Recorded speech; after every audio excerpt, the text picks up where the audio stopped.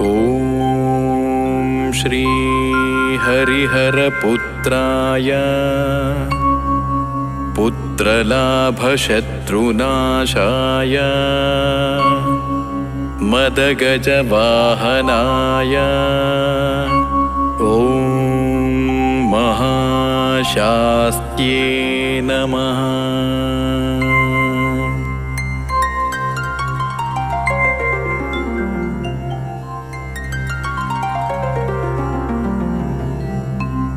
Om Shri हरिहरपुत्राय